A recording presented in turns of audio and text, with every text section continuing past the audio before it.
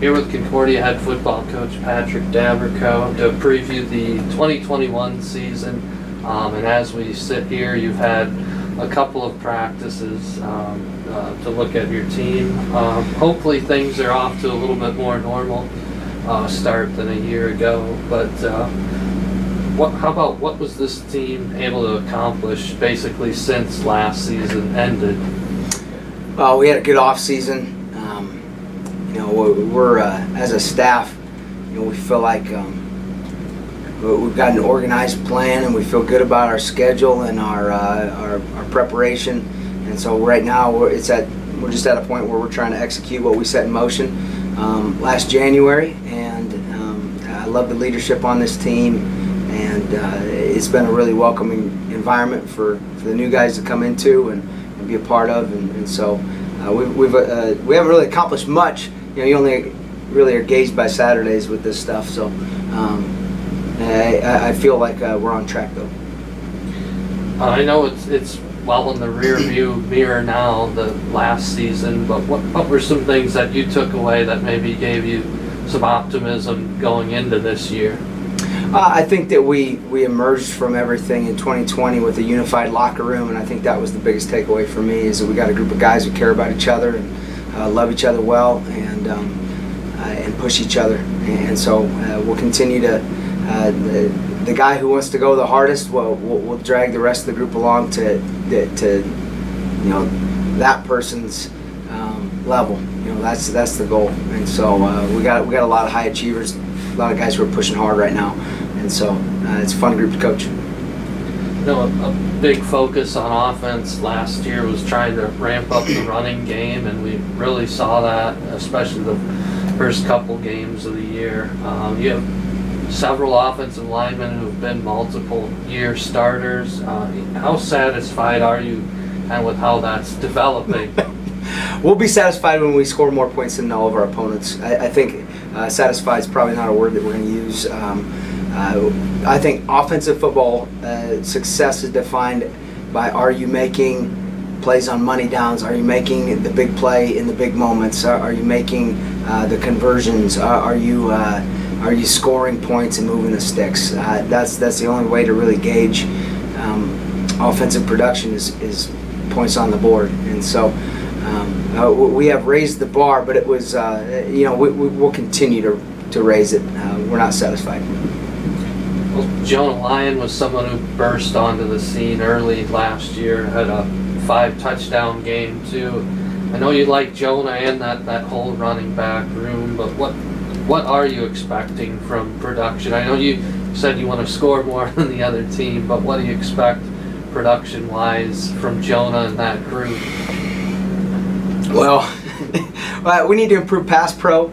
We need to be holistic running backs, and so we need to be a little bit more attuned to some key details. They did a good job of executing some simple fundamental things. We need to prove some durability. I think if you shake hands with Jonah, I think you'll see a guy who's taken that call seriously. He's put on some good weight, and he's maintained speed, and so we feel really good about his progress and the progress of the rest of that room. And we got a great running back room, just great young men who are pushing each other hard and cheering each other on, and it's a fun group to be around. Have to talk about quarterback, of course. Yeah. You've got another new one, because you said goodbye to Blake Colbert, who started last season, but now it's Wyatt Eller's chance to shine. What are some of the strengths of his game that you want to accentuate in this offense? Well, he's got a great arm, and we feel like he can make all the throws that we're wanting to make. We're putting in, we don't have to change what we're doing a whole lot as far as, with Wyatt in the game. Coach Corbin's done a good job with preparing him and preparing the whole quarterback room, and we feel good about Wyatt, and he's a winner. He's proven it in high school. Now he gets a shot to prove it at the next level, and we're excited about him as a leader too. And so we're ready to go. and he'll have some very experienced receivers to throw the football to as well, and a first-team all-conference tight end there. But we've discussed Lane Napier a lot the past few years. He probably has as much experience as any college football player in the country at any level, but how does that kind of lift up your entire defense, having him back another year? I think it's exciting to have Lane back. We're also excited about our whole group of upperclassmen linebackers. We feel like we're deep at that position. We have a luxury of having a lot of guys that are back for 50-year senior years, and you can really tell the development that has taken place in the weight room and in those guys. I mean, it's something that we've seen a ton of progression from where they were at freshman year to where they're at now, and so it's been fun to kind of see that development. So it's Lane, but it's everybody. It's that whole group. And I know a focus for Coach Ostin has been working with that defensive line and getting stronger up front. What do you see from that group? We have guys that really got to prove in fall camp that they can handle the load and be the guys. And we like our group. We need to max out their potential, and if we do that, and if they can take ownership of that, that's going to be really big. That's going to go a long way if we can get that group. If we can maximize the production of that group, that'll be probably how things fall. From a coaching staff perspective, you've had pretty good continuity from year to year. Now you replace Wes Coombs, but with another person who's obviously very familiar with the program, with Grady Cook. But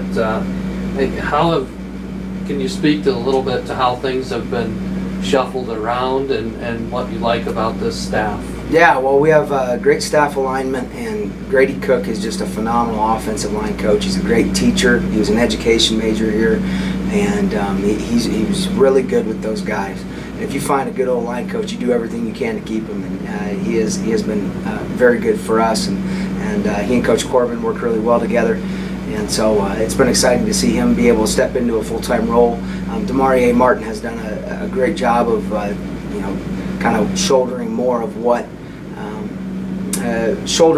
the defensive effort, and so we're working on getting the guys as prepared as humanly possible. And I put a lot on our coaching staff. We have really high expectations of how we teach and how we present the game of football, and so we're aware of the potential of this group, but it's on us as coaches to get all that out of them. So. Well, the GPAC put 3 teams in the playoffs last season. 2 made it to the semifinals. And one of the storylines this year certainly is Mount Marty being added to the league. What can you say about the quality of play you expect to see week to week in the conference this year?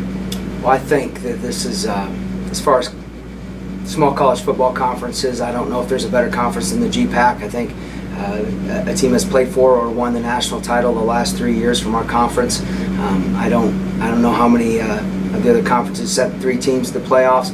It's a good conference. You got to be ready every week, and nothing will change this year with that. I mean, there are no low down games. You got to be on your toes for everything. So. I wouldn't ask for a prediction, but if things go the way you hope, what should things look like for Bulldog football on the field on Saturdays? We will out-hit our opponents. That's something that we strive to be a disciplined team and a physical team and a relentless team. Our guys, we pound in them a lot about accountability, toughness, and authenticity, and we really do believe, like, this sounds like coach talk, but if you do the simple things at a really high level, it's usually going to lean your way on the scoreboard. And so when you fail to do those things, the scoreboard doesn't really agree with you. And so we're focusing on one thing at a time, one day at a time, and we're just going to keep doing that and keep pounding the rock and keep coming back for more. And we're excited about the season. I really feel good about this group, but August, everybody's excited. And, we're going to see what happens when things start flying, and then we'll find out what we're really made of.